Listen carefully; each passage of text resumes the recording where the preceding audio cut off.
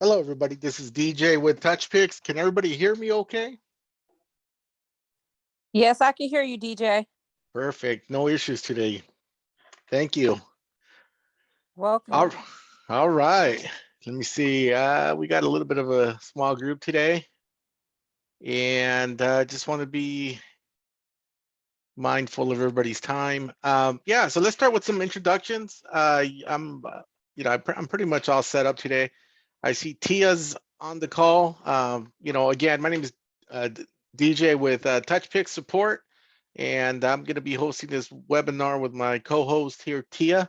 Tia, if you want to introduce yourself, and then we'll open it up for introductions and see what people want to cover in today's webinar. I think we can definitely do that. Okay, sounds good. Hello, everyone. I am Tia. I am a member of the TouchPix team along with DJ. We both work support, and we both work collectively to bring the Wednesday webinars to everyone. I will be manning the chat. If you have any questions, definitely put those in the chat. But typically, our webinars cover a full getting started with TouchPix session. So from even downloading the app until running an event in the app, that is typically covered. So when you ask questions in the chat, don't think I'm dismissing you if I say, hey, stay tuned, that's coming up, because we do cover different things. But depending on the group size, like DJ said, we may modify the webinar session to make it more beneficial and effective to the people that are actually in attendance. So I think that's all that I have. So back to you, DJ. All right. Well, welcome everybody. I definitely want to just value your time. I know a lot of you are in the East Coast, and it's a little later than here on the West Coast. I'm out of California, so it's just a little after 5 for me. I definitely just want to acknowledge you guys for being here, and I know there's a lot of changes happening with TouchPix, I think for the better.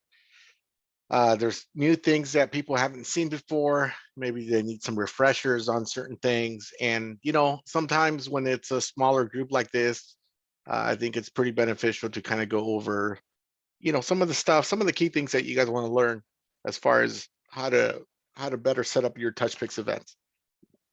I wanted to open up for introductions. I do see some familiar names in here from before. I know a lot of you come into these webinars to see what new information you guys can find. But feel free to unmute yourself and just do a quick intro and let me know what you want to learn in today's webinar. And maybe we can sidetrack it a little bit today, unless there's somebody here that's super brand new and they really, really want me to do a full webinar with the entire process. I can always do that as well. But if there's certain things that you guys want me to hit on, this is probably a perfect time to do that and kind of expand and go into that specific, feature or setup that you guys want to know about. So I'm going to call on some people that I see here. So I'm going to call on Mr. Moore, Ricky Moore. If you want to unmute yourself, let us know where you're from, Ricky. I know I've seen you a couple times, and just let us know what you're interested in today's webinar session.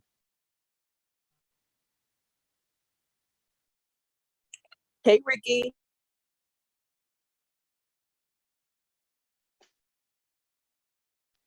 All right. Maybe he doesn't have access to his mic. If he doesn't unmute himself, I know that Ricky is always interested in the GoPro and what we have going on with the GoPro and the new features associated with that. Got it. Sounds good. I do see he said new features. Okay, great. Let's go with who else do I see here? Magnet Digital. If you want to unmute yourself, let us know where you're from, what you want to learn in today's webinar, and how we can better assist you. Feel free to unmute. Hi, I'm Magnet. I'm in London, the UK. It's a lot later than in California at the minute. It's like 1 a.m. in the morning. Oh wow! Thank you for joining. Yeah, you're up pretty late for sure. Very late. What it is, we're having difficulty. We've got the GoPro as well, and we've got the setup with the iPhone and an iPad as the sharing station. but we've got a few difficulties with one, seeing the recording as it's happening with the iPhone, and the delay in which it takes to process and for the client to see their video. So that's what we're having issues with. I don't know if it's the Wi-Fi or the speed, but it's definitely the speed in which the processing time of everything is just really long. So I don't know if it's something set up wrong. Okay. And just because I'm a little curious, what is your processing time now? It's a minute. It's quite but what it is, we might have like the video's gone on and then the processing time takes long. So when the client, the next client wants to go on, there's a delay before I can press for it to start again, because it takes a couple of minutes, like 2 to 3 minutes for the processing and downloading time. Got it. Okay. We're going to try to hit on some of that. Okay. Definitely, you know, I know you're from the UK. I want to definitely get you to bed as quickly as possible. So hopefully we can touch on that real quick. But Okay. definitely thank you for joining us, and we'll definitely do a quick setup on what the recommended settings are. Are you saying you're using an iPhone or a GoPro currently? In the GoPro to capture, and then we're using like it's meant to talk to the iPhone first. To like the iPhone is what I use. Sorry, to start it up. So I press the iPhone to go, then the GoPro, but then I don't see the video on the iPhone. Okay. But then I have a. Oh, go ahead, DJ, because I just had a question. I was just unclear about the processing time. You said 1 minute, then you said 2 to 3 minutes for something else, because no, it's just a long time. It's just ages. Everything just takes long, so nothing. Well, timing is saying, you know, it takes a long time is relative. That's why DJ asks, like, for clarity on the time, because at you one thing that we always impress upon users is that you're actually developing a video. So it's not going to be processed, you know, in about 5 seconds. So the ideal processing time is about 35 seconds. And because you're processing a video, you're adding slow motion, you're adding effects. If you add the effects, you're adding on your outro video. So that's why we kind of always ask, what do users mean by it takes a long time, and try to get that actual timing. I haven't got an outro video. It's just the settings. You done a seminar I think about a couple of months ago, where you demonstrated how to do set up with the TouchPix using the GoPro, the iPhone, and the iPad. Yeah, I'm familiar with that. I just want to get clarity on what's your processing time. That's it. I'm not using no intro, no outro. I'm just, the processing time it's too long. For me, it's too long to be waiting, because, you know, the client comes off the video, comes off the platform, and then the next client goes on, and we're waiting, and then they go to the sharing station, and they're waiting, and they're waiting, and they're waiting. Okay. So we'll move on, but we'll I'll put resources in the chat for our support team, just so we can get some clarity, because, you know, we just want to be realistic when we're talking about processing time, and what you deem may be long may not actually be a long processing time, and we can kind of give you some kind of tips and tricks to the trade of how to deal with, you know, maximizing your time during that processing time. But I'll hand it back over to DJ, and we'll continue on with the introductions. Yeah, no worries. The last thing I wanted to know from you before I let you go is what model GoPro are you using? 10. Okay, perfect. So yeah, you should not be getting you know, processing times of over a minute. That's for sure. If you're using a 10, if you were to be using a 7, then I can probably, you know, think of certain scenarios where that may be the case on certain circumstances. But we'll get you sorted, and hopefully, if you have any questions, we can definitely come back to you. But definitely, I'll address some of your concerns today. And thank you for joining us. Thank you. next on the call, I see I got Mr. Charles. Charles, you want to introduce yourself before I move on to the next person? We're just doing little introductions. There's about 13 people on the call now. It's a small, intimate group, and I want to address some of their concerns. So I'm kind of straying away from the typical webinar. But jump in, introduce yourself, and go from there. Is that Jessica Charles? Yeah, I'm Charles. How y'all doing? Y'all might have called me on the phone, or if you email in. I'm one of the parts of support, so I'm always here to help out. Make sure you reach out in the group. Make sure if you have any issues, just come through. But we're here to support your success, support you getting out there, making money. The more money you make, the more events you do, the more successful we are. So we are here to make sure that you're successful. So always keep that in mind, and we will be making sure that you have all the tools.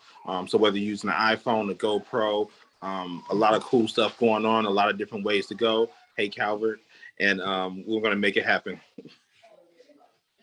Got it. All right, Charles, thanks for jumping on. I'm going to keep it going here. I do see some more people jumping on. I see Mr. Calvert, man. How you doing? Been a little while. Hey, man, how you doing? Good, man. Nice to see you around these neck of the woods, man. Anything hey, Matt, how are you? I'm very well, thank you. I'm very well. I've been getting to bed at like proper normal UK times, so I haven't been. It's what half 1 in the morning now, so I haven't been around at this time much lately. But I'm here now. I just thought I'd say hello. Sounds good. Sounds like we got UK in the house right now. So anything right, I'm so surprised. I wonder if that's because I just put that post in the user group. Don't be shy to tell me. That's why. Yeah, right? that's why. I thought Okay. I'd check it out. I'm just finishing off a couple of jobs before I got to bed, and I saw that pop up, and I thought it's probably around that time now. So I'll just log on and see if it's happening. So and it is, which is cool. Right on, man. Okay, sounds good. Also, give a quick plug for BoothMotion for me, if you don't mind. Sorry. Give a quick plug for BoothMotion. Yeah, so I'm a motion graphics designer from London. I used to run a couple of photo booth businesses, but I kind of, as a lot of people probably attest to, staffing was my biggest problem. So I kind of knocked that on the head to concentrate on my design work. So I do a lot of motion graphics. I run a website called BoothMotion.com, which is great for, so in the context of TouchPix, it's great for if you're using an iPad booth and you want an attract screen or a start screen. We've got 200 of them on there that you can customize in seconds and purchase through the website. I've actually been talking to Martin, and if anyone doesn't know Martin's the head honcho from TouchPix, about a couple of the cool features with TouchPix now, and we're going to be branching out into adding some more tools for TouchPix onto the site soon. So reach out anytime. Right on. It's always nice to have you on board. I know there's a lot of questions typically in some of the webinars that have to do with graphics design. Matt does a lot of the intros, outros, aside from attract screens. He does some clever animated overlays. So he has a bunch of knowledge and experience with TouchPix, specifically how the files are uploaded, specifically how they're created with his software. So check out his website. If you need any of those specific design works, Matt's the guy to go talk to. And I think if you don't mind, Matt, just plug in your information in the chat. That way people that are on the call can reach out. But thank you for joining, Matt. Definitely always a pleasure. Of course. One thing I will just say is some of the stuff that I've discovered lately with TouchPix, I would say 95% of TouchPix users are leaving money on the table. There is some seriously cool shit that you can do with this software now that I've been experimenting with. I sent Martin a couple of demos earlier. I'm going to do a couple more over the next few days as I test it out and post them in the group to show you some of the really, really cool stuff you can do where you should be offering for a massive upsell. If you want those corporate clients, you want to do really cool stuff, there's loads that you can do.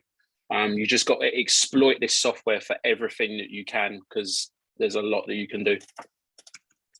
Thanks for that plug, Matt, and feel free to send me that stuff my way. Yeah. I'll send it to you now, but you just can't share it.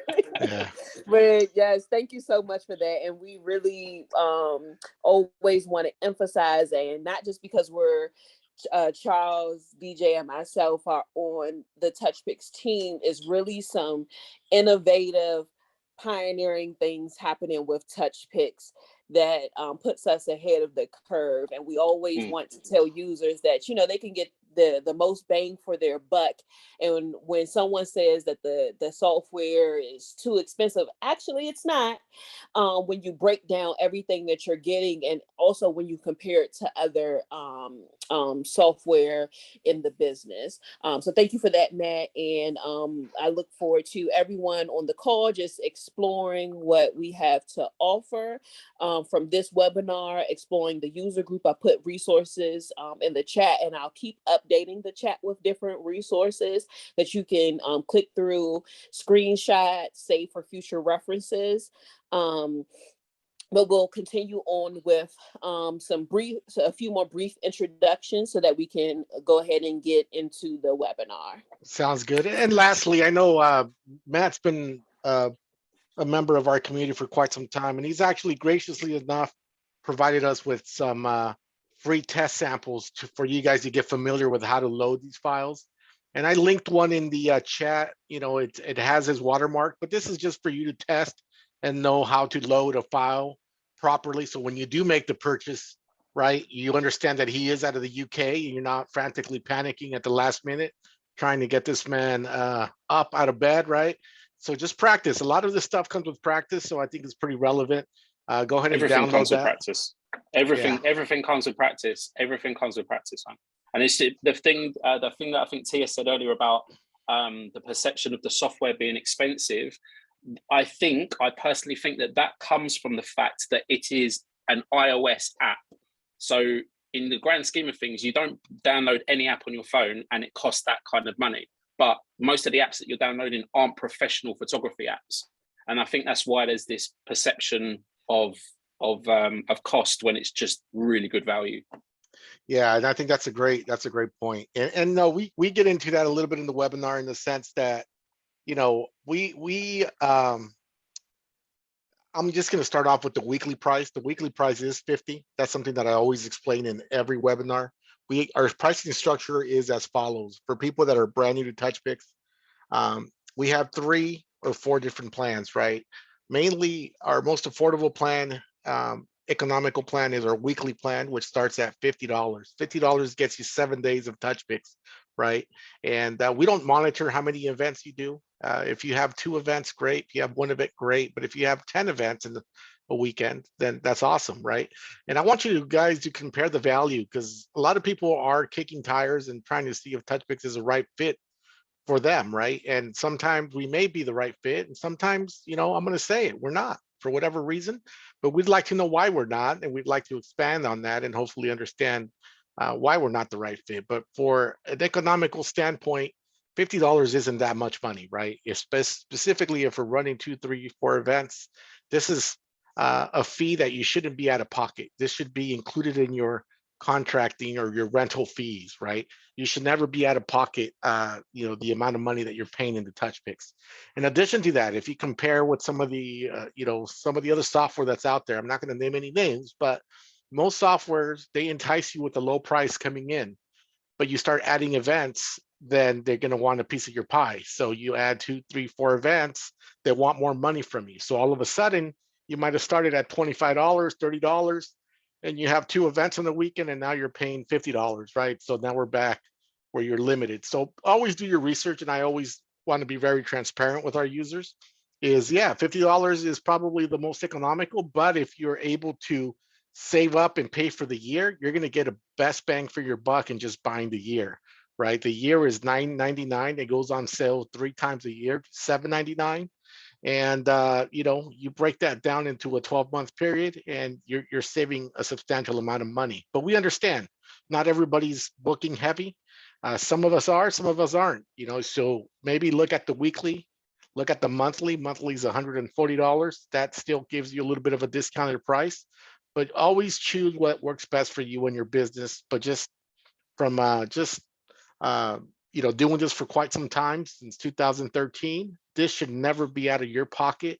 You should never be claiming a loss for this. You should always include it in your rental fees. You could use it with not only 360s. I know the majority of people on this call use it for 360 use, but TouchPix is a phenomenal roamer software, which is the ring roamer that you actually walk around, for weddings, sweet 16s, and do the cocktail hour type of thing, or standalone photo booth if you want to do that with prints, or even a drop-off photo booth. There's a lot of money to be made with the use of TouchPix in all of these different arenas. So, we welcome you and definitely want to give you guys the more information that we have to be able to kind of educate you guys in that sense, where you're going to be able to make decisions for your business. So let's move on to Jackie. Jackie, ask you a quick question. Sure. This Who's Denard this? on from Chicago. Hey, listen, I have a question, right? I have the yearly subscription, and it's about to expire in August. And I don't know if you answered this question, I just chimed in. You mentioned the sale, the 3 times it go on sale. When is the next sale, or did I just miss the sale? Yeah, you just missed one. We just had one in June. We were at the Marquee show. But what if you're very interested in renewing, just send support an email and say, hey, look, I've been with you guys for a year. Is there anything you guys can do for me as far as keeping me on for another year? Can you guys offer me like some type of discount? I'm sure we're willing to work with you, man. No problem. Thanks, man. Sounds good. Yeah. So let's turn it over to Jackie. Jackie, where are you from, and what can we do for you this evening, or late night for some people? Hi, I'm from the UK, and Wow. it's the UK in the house today. 3 of us. We're How coming were you through, all Matt. up We're to see coming my through. message? That's crazy. It's the same thing as Magnet was saying, because we do the photo booth together, and it's just taking quite long to come through. Okay. So that was our main concern, really. Got it. Okay. I'll definitely hit on that. Let me get a couple more people and then we'll just get started real quick. Okay, thank you. Anybody else? Because I'm not going to probably go through introductions with everybody, because it's going to take a little time. But if anybody has a key subject that they want to see covered in today's webinar, feel free to unmute yourself. Let me know where you're from and what you want to know about. Hi, I'm from the UK as well. This is amazing. I know, it's so late. It's so late. I just want to say thank you so much for the webinars. They are absolutely so helpful. We've been watching them, and I feel like we're where we need to be. I've just got a couple of questions, really. The first one was just, if you could go through the GoPro, we're using the 10, just actual settings in general, once it's all connected, like what it should be on the screen, how to get the wide lens just right. And then lastly, it was just how to run the GoPro without your battery inside. So we've done it all wired, and we've got a battery pack set up to the arm. So just wanted to see if we could actually run the GoPro without the battery inside. Okay, sounds good. And welcome. Thank you so much. Thank you. Okay, anybody else that's not from the UK, preferably? No, I'm joking. That's a joke. Hi, this is Sherry. Please give the disclaimer. We don't want to get jumped, DJ. Yeah, that's a joke. Hi, how you doing? Good. This is Sherry from Euclid, Ohio. I have Right a on. 360 photo booth. I'm Okay. not from the UK, but I'm glad a lot of UK are on. And I'm still learning, so I'm on listening today because I missed last week. Got it. Well, welcome. Well, I'm going to get started for the sake of time. And I know there's a lot of people from the UK. And I'm not going to go through a full setup like I normally do. If you want to catch one of those full setup videos, catch any of my pre-recorded webinars that are on the YouTube page that Tia will post in the chat room. But I definitely want to go through, it sounds like there's a lot of questions with GoPros, and I definitely want to be able to answer and give some people some insight on that. So let's start with that, okay? What I'm going to do is I'm going to mirror my camera here. It's probably not the best way to do it, but let's make it happen here. So as you can see, I have a GoPro 10 here connected currently. and I'm powering it. It does have a battery inside, as you can see, probably the battery's charging, and it's also plugged into this battery pack. It doesn't need to be have a battery pack currently. So if you want to run your GoPro 10 without a battery, the current and only way that I'm going to recommend you do that right now would be is if you're running a wireless connection. With a wireless connection, you do not need a battery inside your GoPro. You can just power your GoPro with a USB-C cable onto this battery pack. This is a pretty small battery pack, probably the size of a mouse, probably a little smaller, as you can see. And this will last probably about 3 or 4 hours of use. It's a small Anchor battery, pretty reliable battery. It actually has 2 USB ports. I like that feature. But you can run your GoPro without a battery inside solely on this battery pack. We recommend the battery gets inserted if you're running the wired solution. And that's something that I'm going to explain in a little bit, but I'm going to dive in a little deeper with the GoPro settings. So right now I powered on my GoPro. I just tapped on the screen. And as you can see by the little video camera, I'm on video mode, right? And you have some options in here. I think now we're able to run the GoPro with, initially we were recommending that stabilization be off. It sounds like with the new update that was just released, stabilization could be on now. And if you see the stabilization icon, it's basically a shaking type of looking icon. Let me try to zoom in on that real quick, or focus on that. That's what it looks like with the stabilization off. I'm going to go ahead and flip it on. And I could leave it on high, right? That helps you from getting that bounce. Again, this is not going into hardware specifics. I know a lot of people have different platforms. There's just so many out there in the market now. I think China flooded the market with a bunch of platforms that are from probably the same manufacturer that carry different names. But I think the ones we have most experience with are your Selfie Box, your Orca Views, and some Dezentech. We got a lot of Dezentech users that are on with our software as well. So we have a little bit more of, we're just a little bit more familiar with that specific setup. So some platforms that are built well, you will not see a bounce, right? Because the stability is great. I've seen some platforms from China that are not built so well that the arm shakes quite a bit. So be mindful of that. Stabilization is only going to help you so much, okay? But with regards to the GoPro settings, I just turned on my stabilization. You can see the video icon is on, right? If you look down at the bottom middle, it has a couple of numbers. And right now the numbers are set to 1080, 120. If you have something else, what you can do to change those numbers is just tap on your screen right underneath the number, or right on the number, right? And then it gives you different options, right? We are now able to record 4K.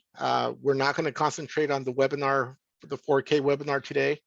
There's a couple things that need to get ironed out, but it seems like it's very promising. That's going to be another separate webinar that I want to dedicate more time with the way we share with that. So for now, that's going to be your standard GoPro wired and wireless webinar.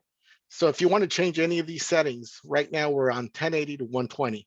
1080 is your high definition, just like some of your TVs at home, 1080p, and 120 stands for the frame per second. This is what we recommend.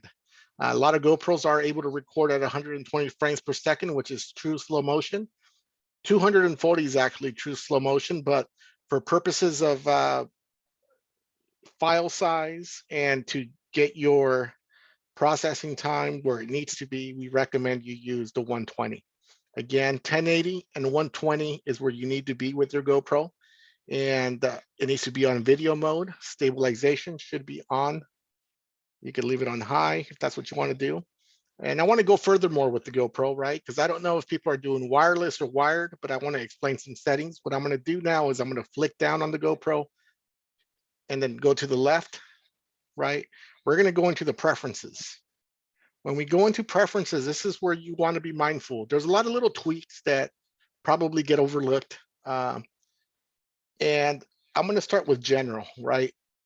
Once you go into general, you're able to control whether you want the beep, the volume to be on, quick capture, I have it set to off. The default preset, it's last used video, that's fine. The auto power off, I have it set to never. So I don't ever want my GoPro to turn off on me, right? I want it to turn off only when the battery dies or there's some type of connection issue. The LEDs, mine is set to always on, but if you want to conserve some battery, you can definitely turn off the LEDs. You don't need them, okay? The anti-flicker, leave it at 60 Hertz. Video compression, if you want to get if you're using the GoPro 10 and you want to get the fastest rendering, leave the video compression at HEVC. That's the fastest compression you can get in tune with our software, so you'll be fine. Then you have the time and date. All of that you can set within the app as well. Then I'm going to go ahead and back out of there one more. Then I'm going to go into where it says displays. My display is currently set to landscape. I record in landscape. A lot of you record in portrait. Feel free to adjust as needed. My screensaver, I have it set to 2 minutes, meaning that I can have this screen on and then 2 minutes later, this back screen will turn off, but my front screen will remain on. The GoPro 10 has that little front screen on the front here of the GoPro. Let me see if I can show you that real quick. For those that are not familiar with it, you can see a little screen there. I love that little front screen in the sense that when people are on the platform, it's basically like the live view. You can see whether or not they're in frame, okay?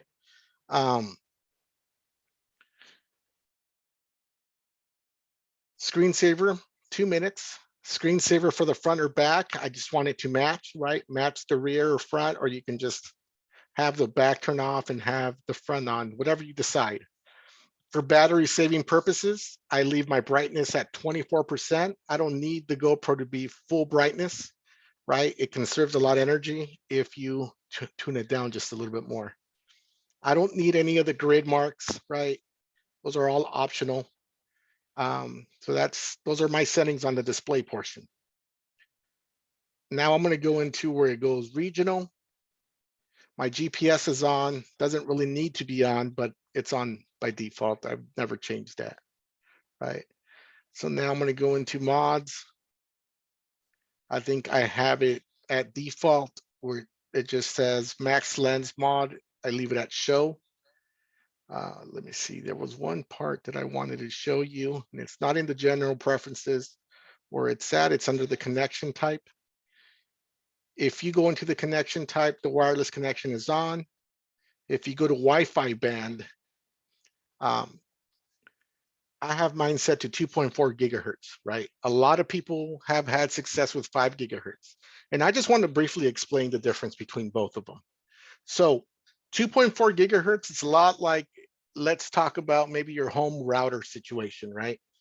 2.4 gigahertz is not as fast as your 5 gigahertz band.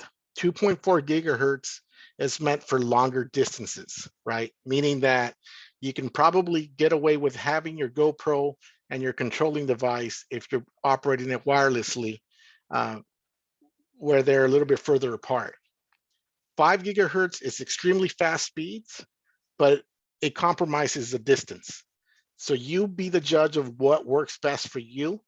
I know in certain situations, like when we're in trade shows, we are just having so many Wi-Fi signals, so many cellular signals that we can't operate off the 2.4 gigahertz because everybody's using that same band, and we flip it over to the 5 gigahertz and we have more stability there. So it's going to vary with you and your events. So always kind of be,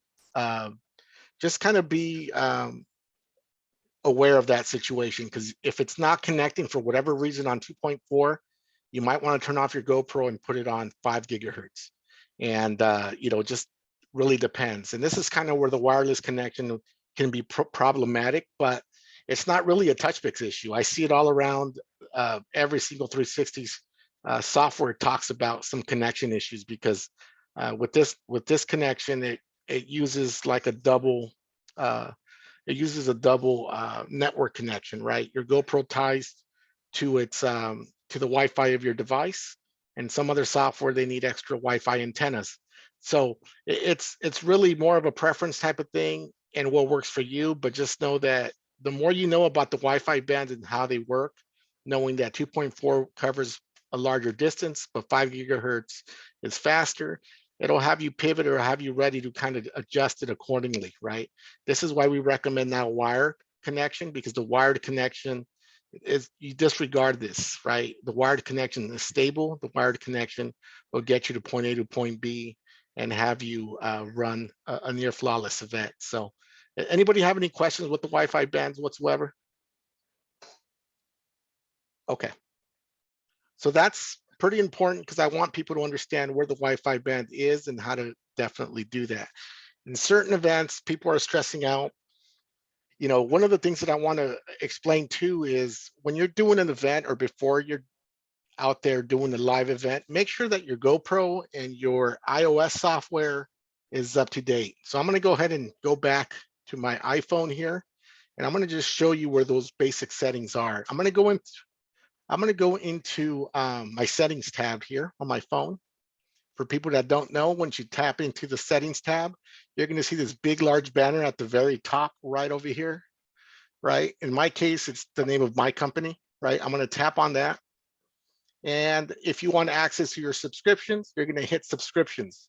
By tapping the subscriptions, this is where you can control whether or not you want to cancel your TouchPix subscription or you want to renew it if you want to buy it again, right? You can renew it there, or you can go into the app and renew it from the actual app. But TouchPix is a subscription-based app. I need to let everybody know that if you buy it for a week, it is your responsibility to cancel it the following week. Preferably, if you buy it, say you were to buy it today on a Wednesday, you have it good for 7 days. It'll expire at the same exact time where you made the purchase the following Wednesday. To avoid reoccurring payments, if you have maybe 2 events this week and you don't have anything on the books for the following week, what I would recommend you do is cancel your subscription 3 days in advance. It doesn't mean you're going to lose 3 days of subscription. All it means is you're going to avoid the Apple Pay auto payment from triggering, right? From taking that money from your account. You'll still have it for the full 7 days. It's just Apple won't charge your account. So it's super important that you cancel it from there. Okay. So that is where your subscription lies. The other thing is, let me see, I'll give you a couple other pointers with your phone here. I'm going to go into settings again. If you go where it says, you can go and click on general and then click on either about or software update. If you go to about, it'll tell you this is an iPhone 11. It's on software 15.5. At least gives you a good indicator of what you're running, okay? If you go to software update, my automatic updates are on. And as you can see, it says my iOS is already up to date. Make sure that you guys stay up to date with this because some stuff does not sync. When we're releasing new updates, this happened more so in the past where we're releasing updates and people are stuck on iOS 13, iOS 12 because they haven't updated their devices, and that gives you more of a chance for problems, right? The other thing that you want to make sure is when you open up TouchPix, I just opened up TouchPix now. I'm just going to go ahead and click on one of these test events, 360 spinner. And once I click on this event, it's going to ask you for permissions. Make sure you give TouchPix full permissions because it's asking you for all this because it actually stores the original files on your phone temporarily, right? Making sure that everything's stored on your phone as a backup. So make sure that you hit OK. If you fail to do that, you might not be able to see the stuff on your phone. It might not be recording it or capturing any of the files. If you click on these little 3 icon menu at the top left-hand side and you look at the bottom, this is our newest version of TouchPix right now, 4.51. Always follow up in our Facebook user group to make sure what's been released. We usually kind of like to talk about some of the release features, but make sure you're on the latest version.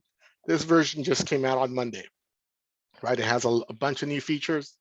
You know, like any other software, we try to remedy the bugs as quickly as possible once we find them, but make sure that you're on the latest version. Okay.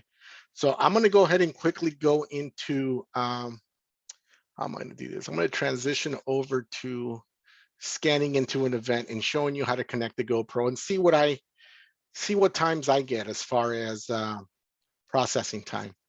Give me 1 second here.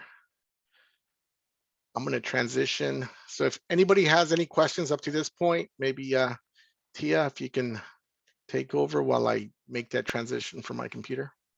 I got you. Do anyone have any questions? At this point, feel free to go ahead and unmute your mic and have at it.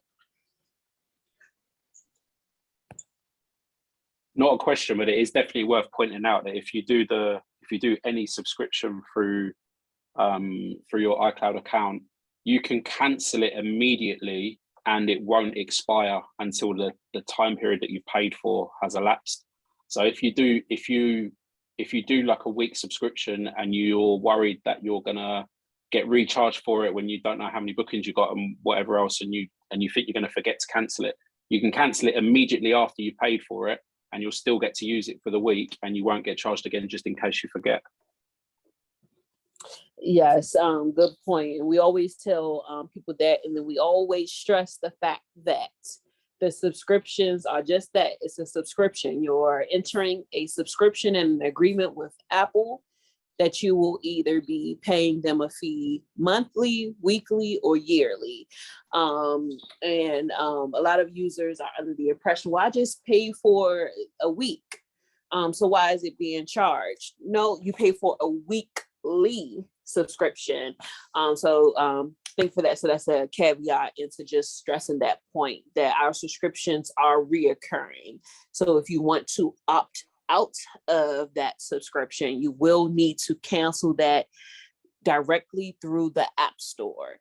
TouchPix does not manage your subscriptions or your agreements that you opt into via the Apple Store. You'll have to contact Apple and App Store directly, or just cancel it on your device, your iPad or your iPhone, what have you, that you initiated the subscription through.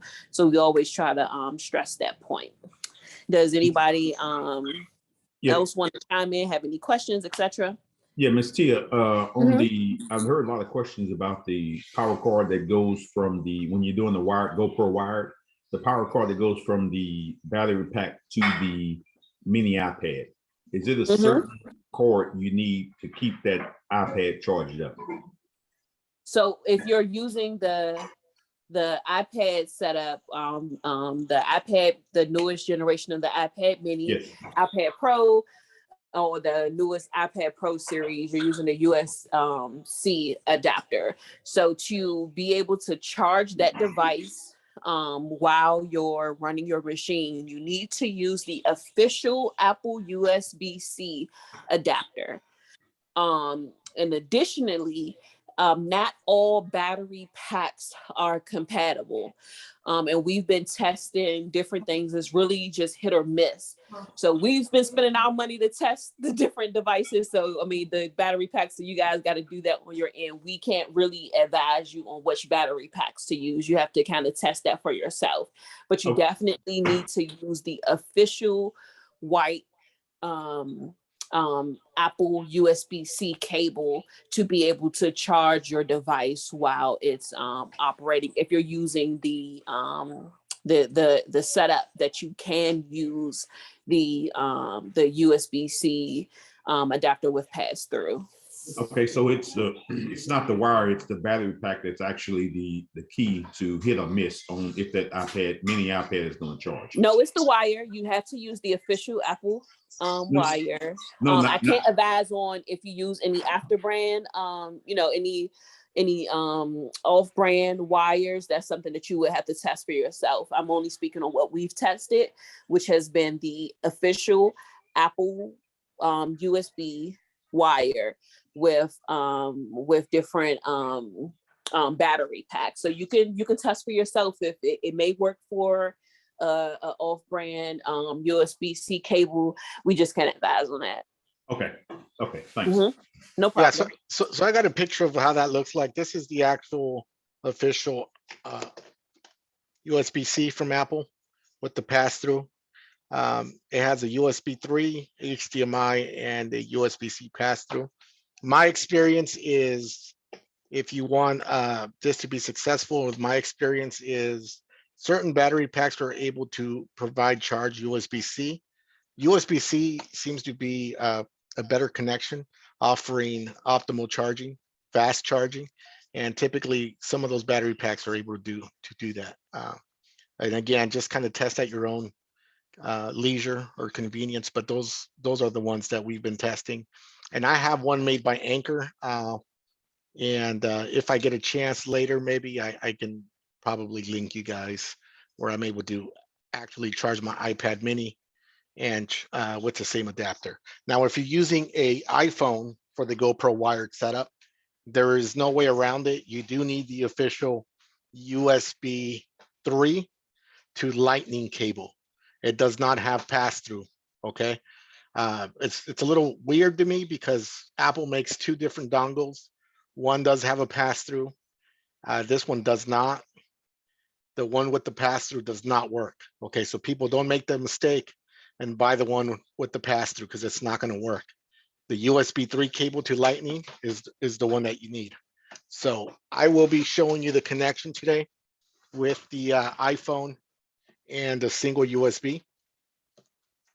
And let's get to it. So what I'm going to do here is turn on my GoPro. I swipe down and I'm going to go over to where it says GoPro Quick App. I'm going to go into my iPhone here. Let me just close TouchPix real quick. And what I'm going to do is open up the Quick App from GoPro. I'm going to go ahead and try to connect my camera. It's not plugged in, by the way.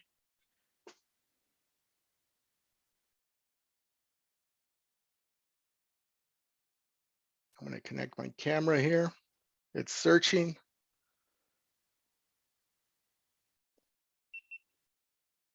It says it paired my camera. I'm going to wait for the connection to continue.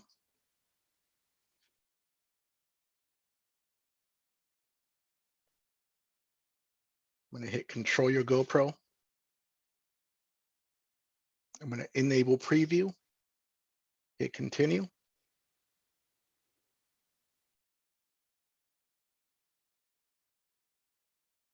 I'm going to hit join. This only has to happen at the very beginning. You do need to connect it to the Quick App at the very beginning, the first initial connection.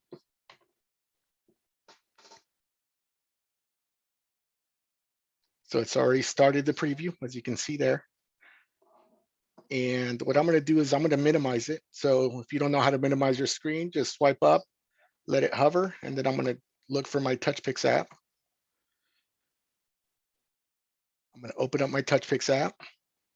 I'm going to go into the menu, go over to camera, and I'm going to select GoPro. I'm going to hit connect to GoPro. It's going to ask me, or it's going to show my devices that are available. So I'm going to click my GoPro 1290. Now it's going to ask me if I want a wired or wireless connection. At this point, make sure that you have a reliable USB-C cable that's plugged into your camera, right? And this is the other end. I'm going to plug it in here. Sorry about the sorry about that real quick. Give me one quick second here as I'm trying to maneuver my hand. Once it's plugged in, your GoPro should read this. This is very important. USB connected, right? At that point, once you see that on your GoPro, you can hit wired connection and it already connected. It's already synced up and it's ready to go. But because this is a fresh install of TouchPix, I'm going to walk through a couple of the steps that you guys need to make sure you guys have activated, right?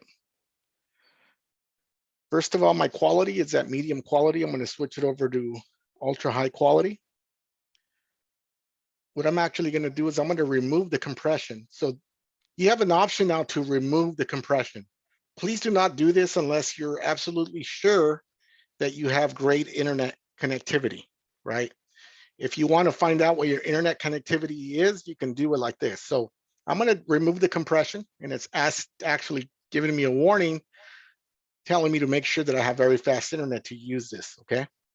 And right below the compression quality, there's a space that's called network speed test. TouchPix built in a network speed test for you so you can actually test at your location how fast your internet is.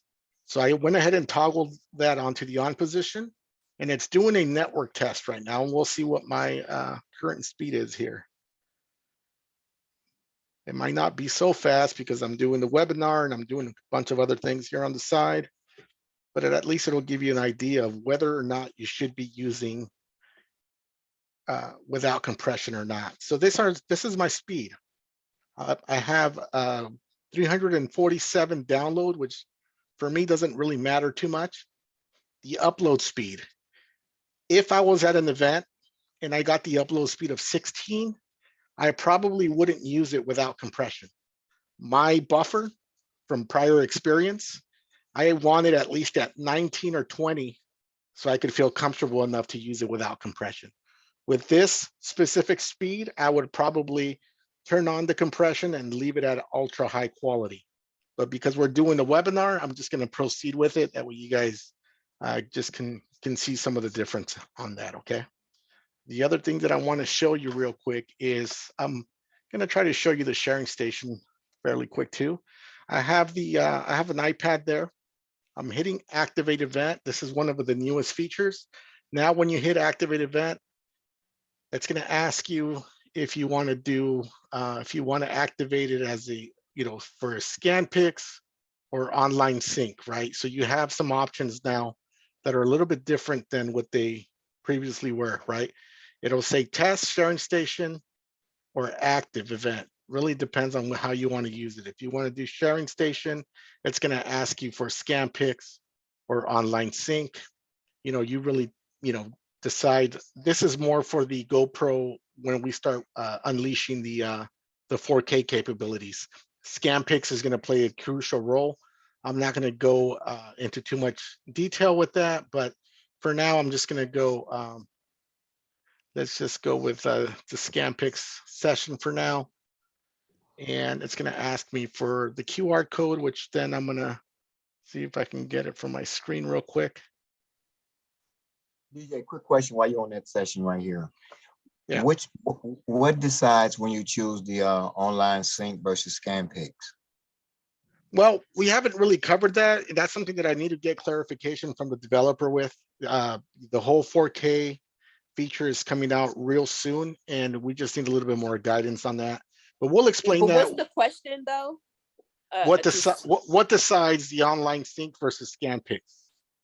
Is depending on which kind of sharing station you want to use. So if you want to use the traditional sharing station, you just choose do online sync. Got it. If you want to use the ScanPix sharing station, which would just be ScanPix. So gotcha. Each video would load with their own unique QR code for you to scan that will scan into your router that you use for the ScanPix setup. And then with the online sync, it'll just direct way to sync from the iPhone or the GoPro, whatever you're using, to the iPad, correct? The online sync option is it pulls the videos from the gallery. So you'll definitely need to have a strong internet connection to use that option as in the past, to use that online sync option, because it's actually pulling once it uploads to the online gallery, then it's pulling down to the sharing station for the online sync option. Yeah, and we'll have more as soon as we drop the 4K stuff. We'll have it ironed out as far as giving you guys a direct explanation with how to use your setup. Some people are going to want to go 4K right away. Some people are going to really wait to see how that pans out, to see if it's a good fit. I'm always going to say test.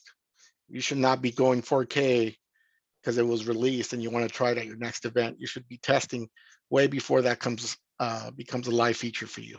So right now it's actually just enabling its sharing station feature without the scan pix feature. So I'm going to let it do its thing there. I'm going to go back to my phone since it's still connected to my GoPro. I just wanted to show you I'm still using it without the compression. Make sure after you do the network test, you toggle it off. Make sure because it'll keep on popping up, right? From there, I'm going to go over to camera. Make sure that my camera function, it's already connected to my GoPro. I'm okay on that side. And I'm going to go over to video effects. I'm going to add audio. For people that don't know, TouchPix gives you some free audio. You can go to add effect, scroll down to where it says music, right? You're going to look for the music category. These are all royalty-free tracks that were purchased. And right when you see music pop up on your gray box, you're going to click on music.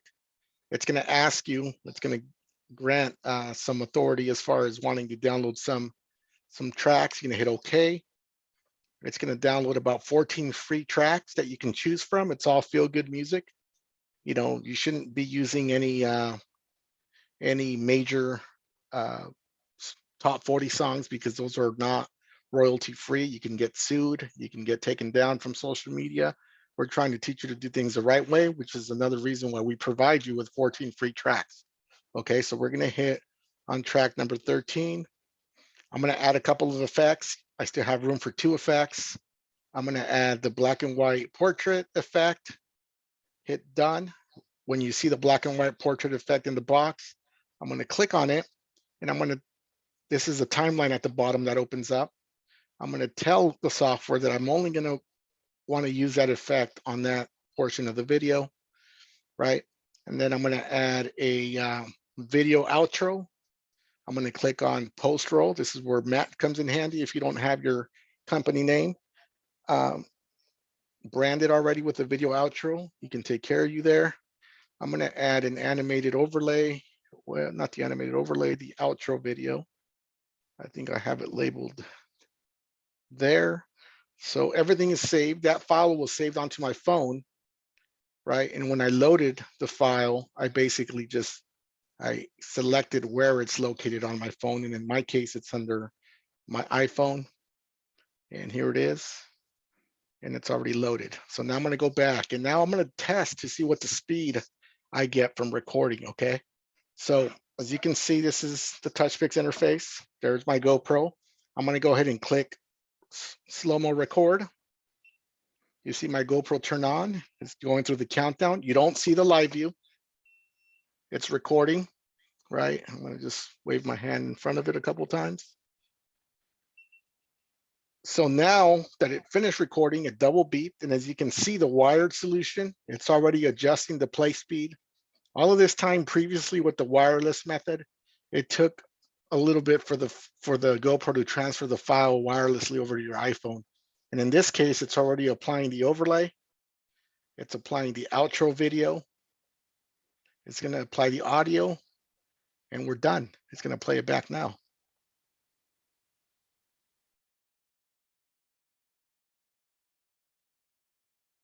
You're going to see my hand kind of go through the motion real quick.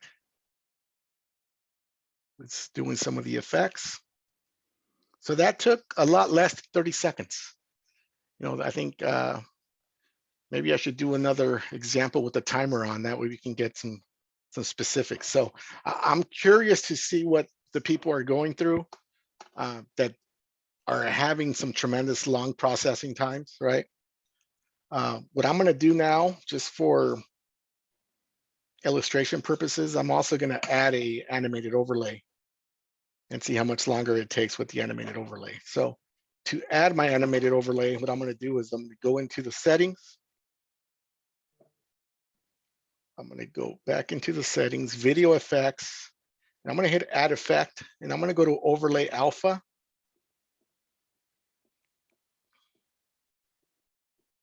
This is an overlay alpha file. I'm going to hit done. Similar to the outro video, I'm going to click on overlay alpha, and it's asking me to point it to the correct file location. I'm going to hit choose file, and my animated overlay.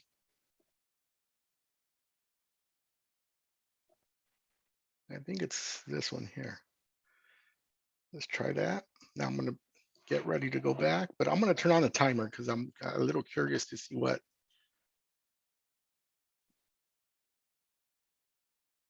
people are getting. And you shouldn't get anything longer than this because I'm throwing everything at the software right now as far as processing. Give me one quick second here. Okay, here we go.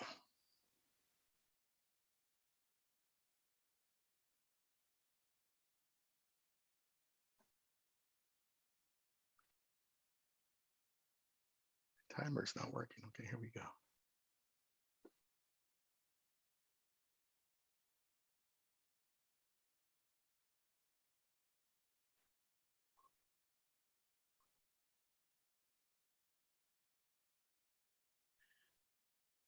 Well, my timer is not working. Let's see. Let's give it a go here. You happen to have a timer handy, Tia? I do. Okay, if you have your timer on, I'm going to click start. Let's Have at sync it. up. Here we go. All right, it's not started yet. It's going to start recording now. Okay, so now she should have hit her timer. Mm-hmm. It's recording. I'm going to just wave it around a couple of times here. It just stopped recording. So now it's the processing time that starts kicking in. So it's adding the boomerang effect, adding the files. And I think on this specific one, I added an animated overlay, which should add a little bit more time to that.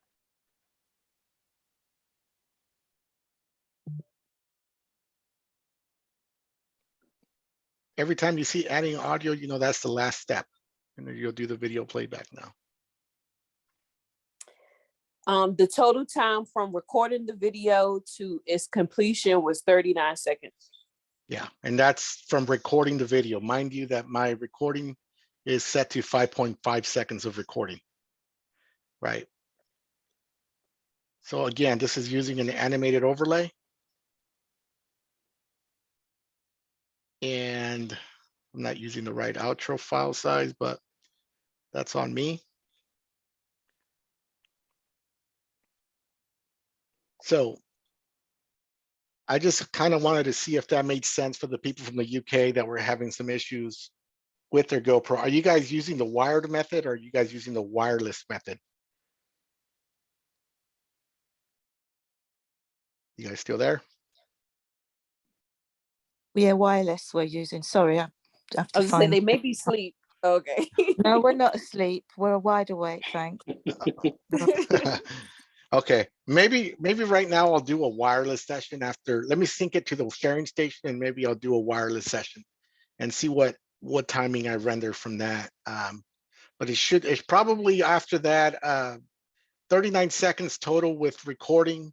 I'm assuming it's going to add another 15 seconds wirelessly. That's just my assumption because it takes a little bit for the GoPro to to be able to dump the file over to the iPhone wirelessly. But it shouldn't take longer. I'm thinking no longer than 45 seconds total with the wireless solution.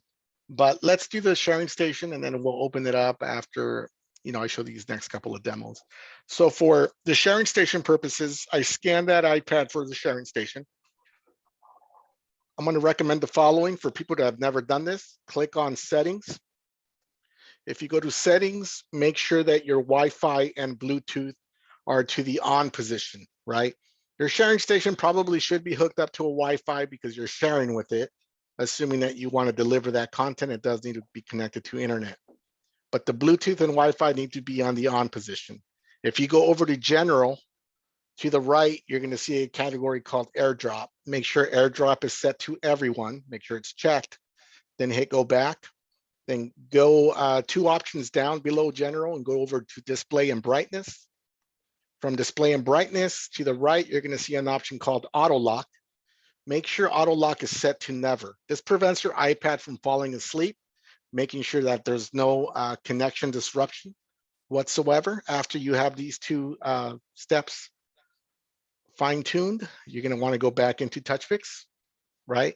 You always start with the sharing station. What I recommend is with the sharing station, you're going to open up TouchPix, go over to gallery.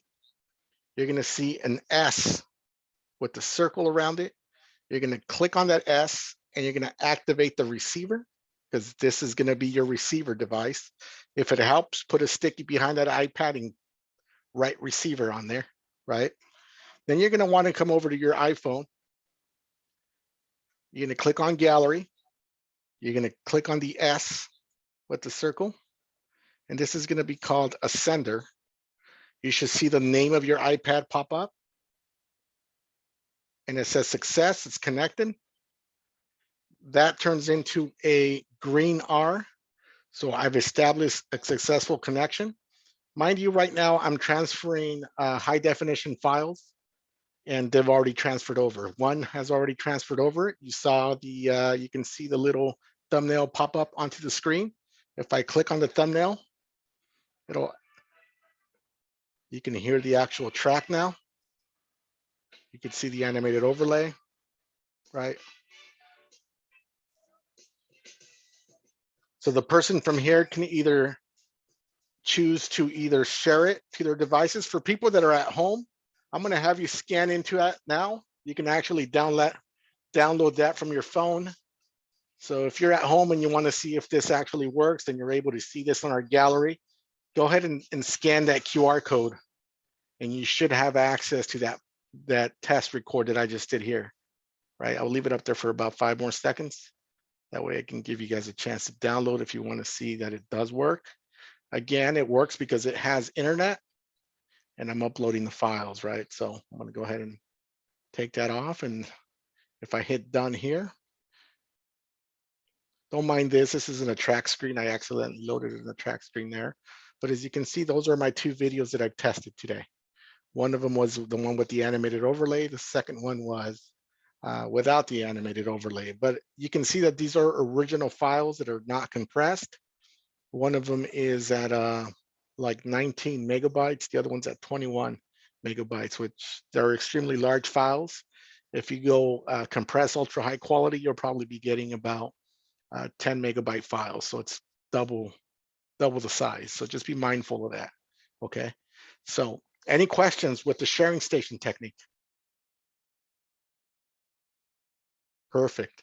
So what I'm gonna do now is I'm gonna try to show you the same exact scenario, but with the wired connection, okay? So let me disconnect. Let me actually power off my GoPro real quick, because I'm gonna have to lose the connection. Then I'm gonna disconnect it from the USB cord.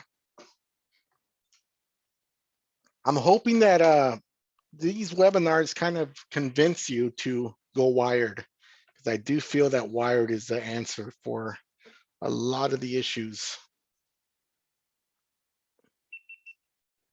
So I just turned on the GoPro. I'm gonna go ahead and flick down to the left and hit connection. Connect device through the GoPro app. So now I'm gonna go over to the phone section here. I'm gonna go over to the camera section, see if I can connect wirelessly. Connect to GoPro. I do see it on my list here. I'm gonna select wireless. It looks like it connected. I'm gonna wait for it to go through its process.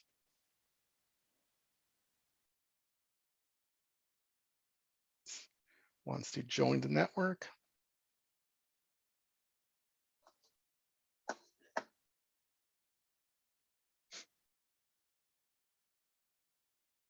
So it's unable to connect, it says. Give me 1 second here. Let me, I've done this enough times that I hopefully can troubleshoot on the fly. DJ, I thought once you do quick link, GoPro quick, that you only had to do that once. Yeah, but I turned off the GoPro. So what I'm gonna do is I'm just gonna power off my phone just because I want to be able to start it correctly. And then I'm gonna turn off my GoPro. There's a couple techniques that I find that when people are struggling with the GoPro, the techniques that I find that work the majority of the time is just to turn off your device completely, turn it back on,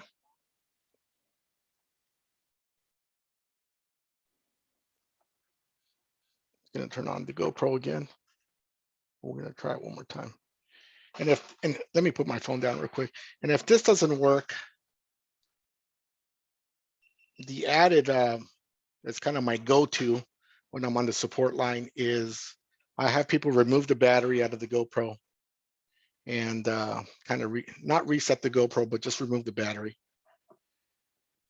And that seems to work out the majority of the time. So I'm going to go back to the GoPro and do a connect device, GoPro quick app. And as you notice, I'm not actually connecting it through the quick app here. I'm not going through the quick app. I'm typically going through TouchPix, and it generally should work. It's asking me if I want to reconnect to the GoPro. I'm going to click yes, see what it does. It actually prompted me on its own.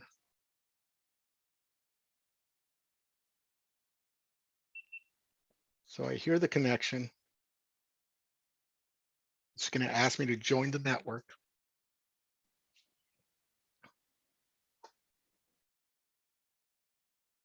And I think that did it. Let's give it a shot. Oh, it didn't do it.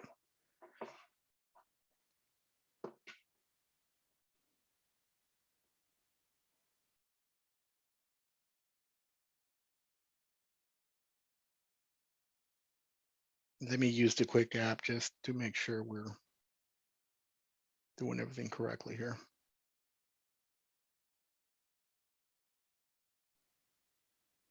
Yeah, typically I don't use the quick app for this, but oops.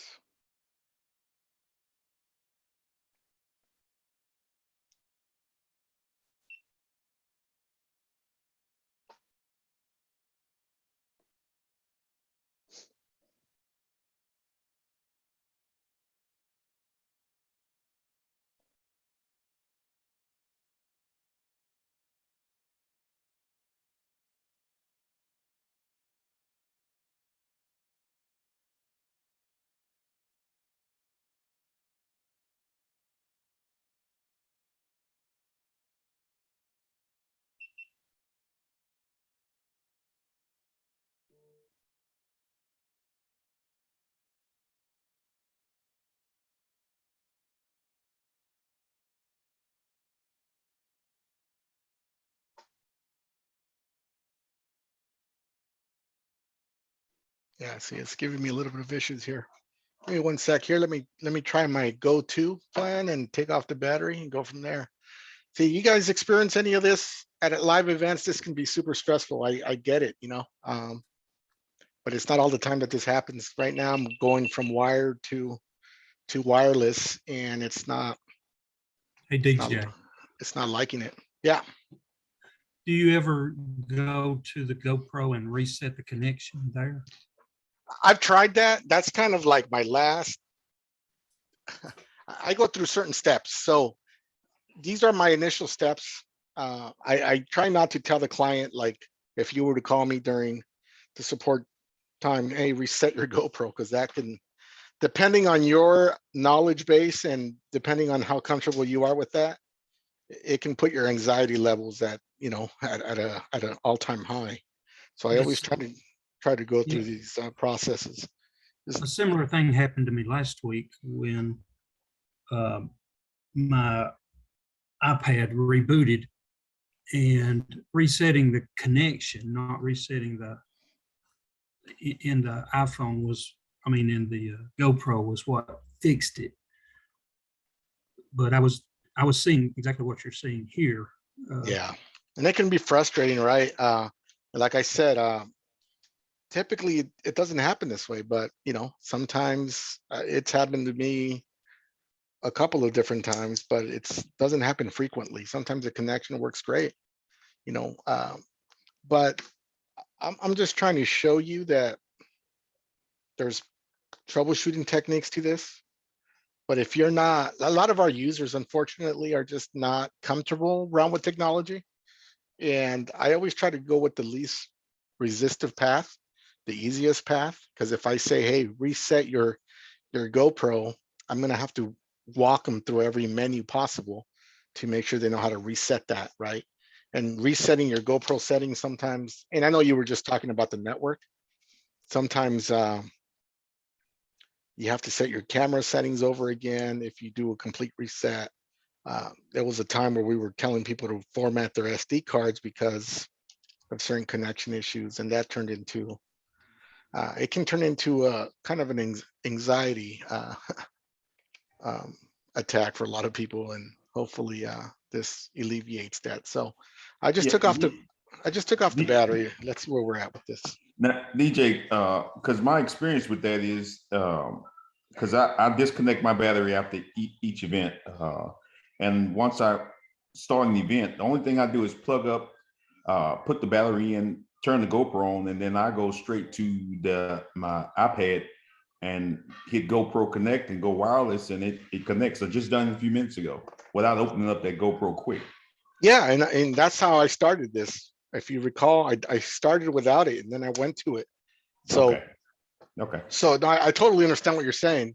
It just sometimes it we don't have a reason why it sometimes connects and why it doesn't.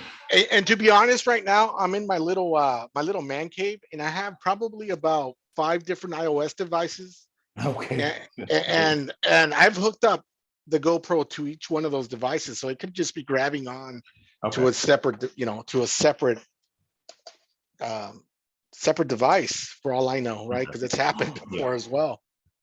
So I got the sharing station going. I got my personal phone. I got like 3 other iOS devices that the GoPro has seen some action with at some point. So let's try this here. I'm gonna go ahead and go with battery pack. I removed the battery. I'm going with battery pack only. Okay, here we go. Let's try it one more time. As you can see, it says no battery. I took off the battery. It's running off a battery pack. And I'm going to try to connect it one more time here. Let me do the TouchPix way, straight across, see if it works this way. Wireless.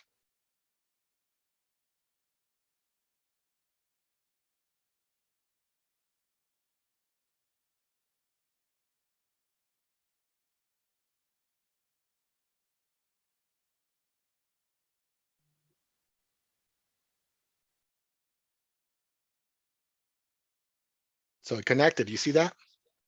It's good to go. It's weird, but it happens, right? And as a support guy, I kind of dread every time somebody deals with this, and it's really, I wish I can pinpoint the exact thing, it is. So T, I don't know if you're ready with your timer. I'm going to go ahead and hit start, and we could see how long it takes with the wireless connection. Okay, have at it. Here we go. So it's doing the countdown, and now it's starting to record. It's recording, it's still recording, and now it's stopped recording. So this is the time now that it's transferring over the data, right? Again, this is only plugged in. It's not wired, so you can see that it's not wired. So it took a few extra seconds in transferring over the data. But everything, the processing should be exactly the same, just as quick.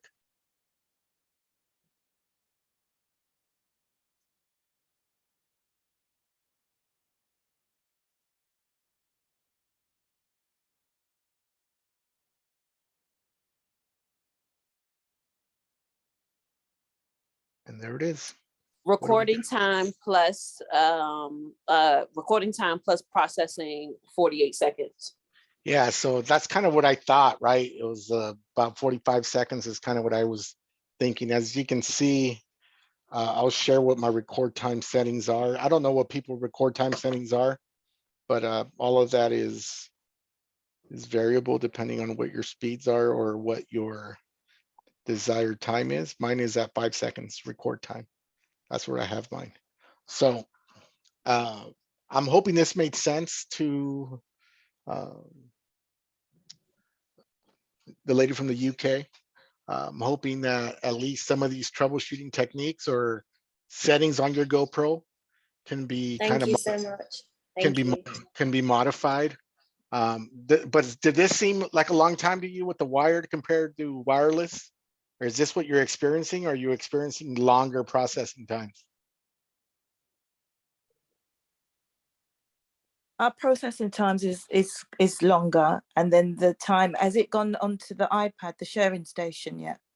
Oh, okay. So I didn't do that, but let's figure this out. So I need to reset the connection because obviously I did all this trickery here.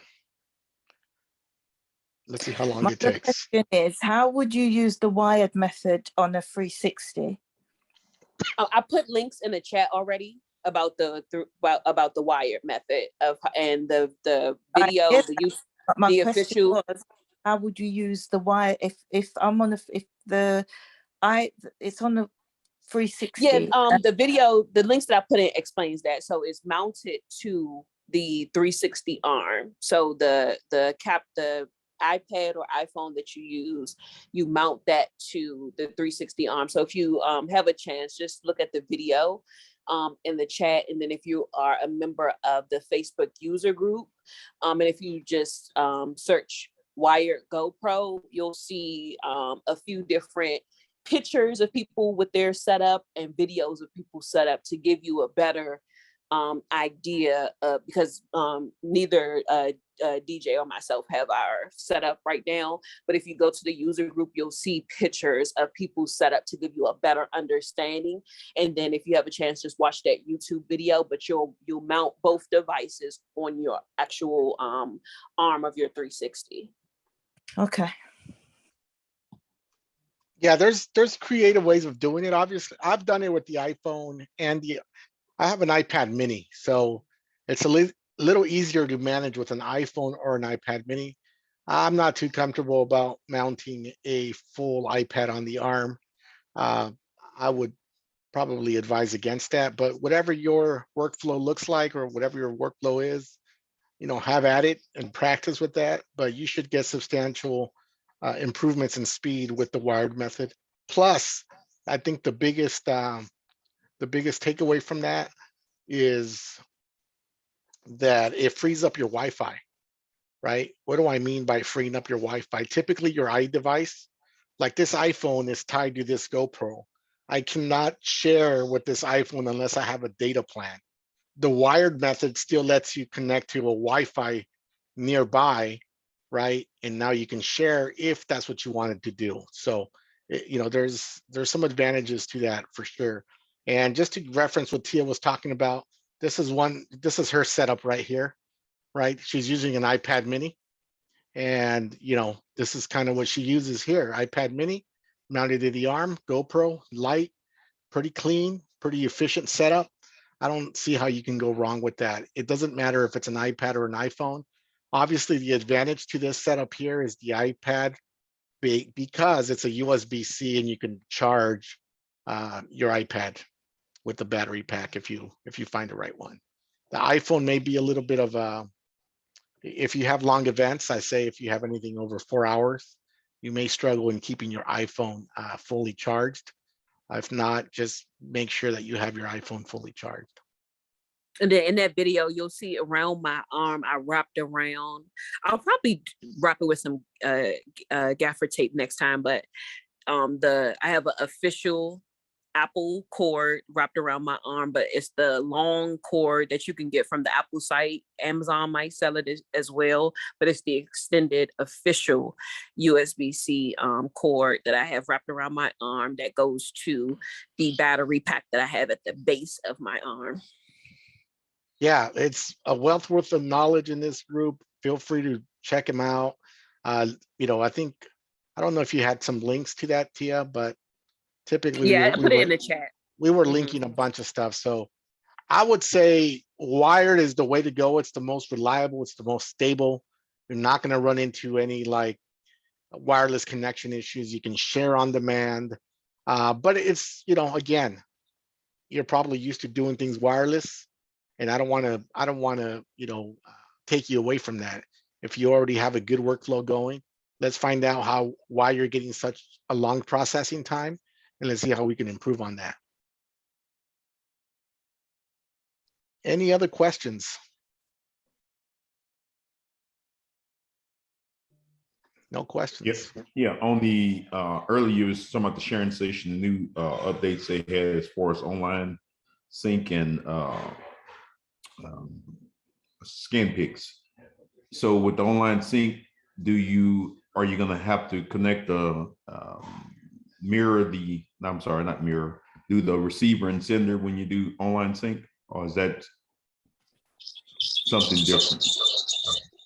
Run that by me one more time. I think I lost you on that one. So you wanted to on the original sharing station hookup, you hit the receiver and sender. With the update now, you only have two options of scan pics and online sync. Yeah. So the original receiver and sender is no longer available. Well, this is online sync. You do the receiver and sender. Okay. Yeah, because okay. Yeah. Yeah. So the online sync, you still establish the receiver and the sender for the online sync portion of things. Everything else hasn't changed.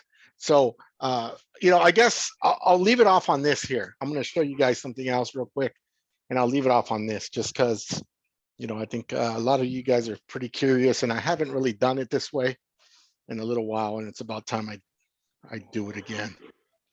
And I want to show you something real quick.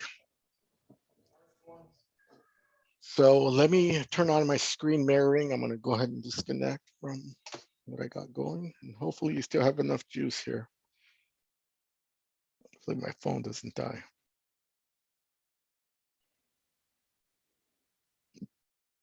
Here we go.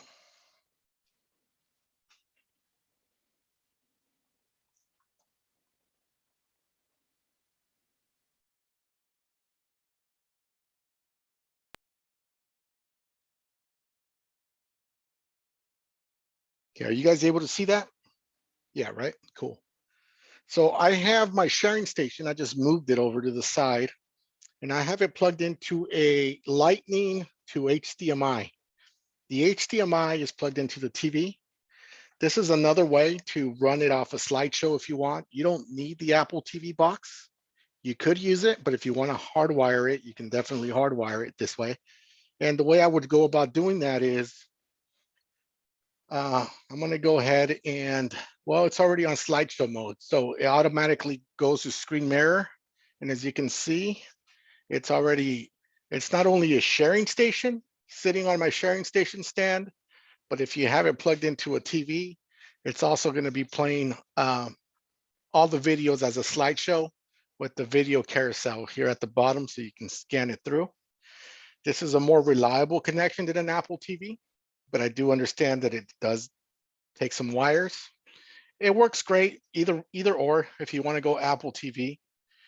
But if you have the dongle and you do have a sharing station just sitting there, I always run my sharing stations off of my slideshows off my sharing stations and dedicate my capture device to another specific iOS device only. Does that make sense?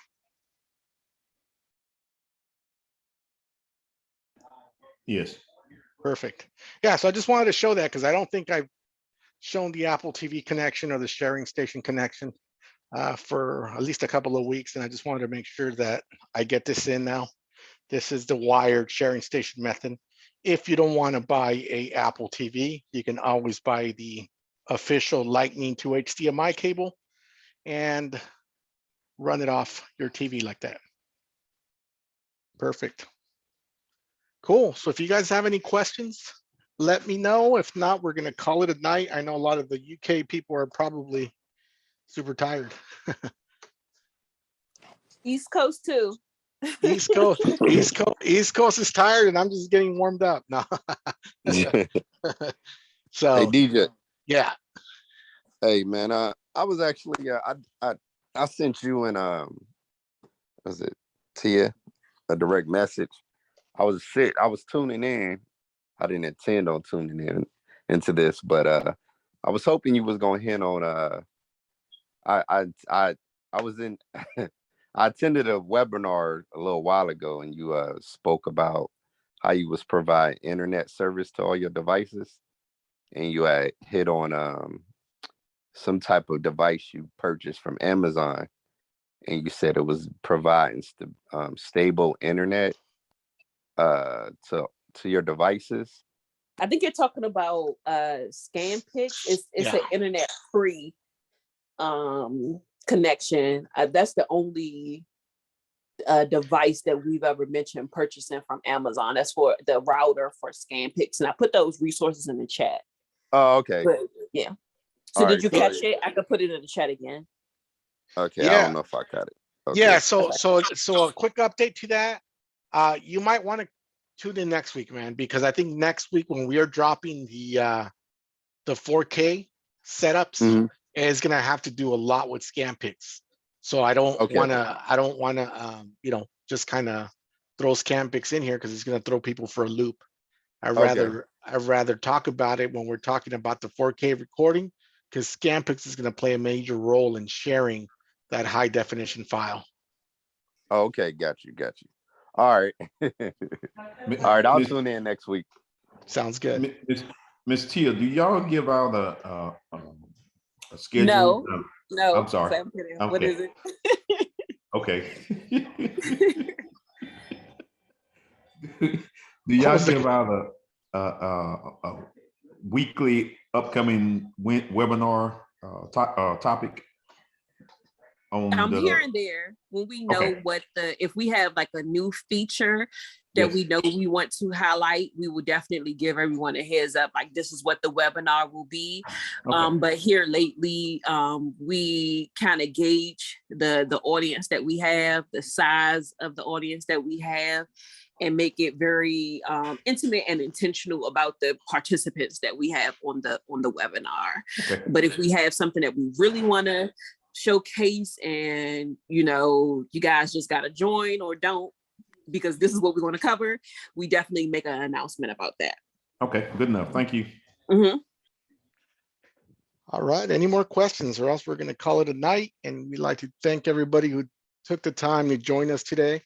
I know these last two webinars have been probably a little unorthodox, but I think we value your time and effort. So we want to give the participants the ability to ask what they need to ask, and for us to clarify whatever doubts you guys may have or whatever questions may arise. So definitely we value your time. So if there's not any more questions, I'd like to thank you guys again for continuing to follow us. Use TouchPix. I think we're trying to really set the bar high. We're trying to really set the bar high for a reason, because if you guys, the main users, are successful, then we're going to be successful as an app company, and we appreciate the support. So with that being said, thank you guys. Have a great night. Have a good one.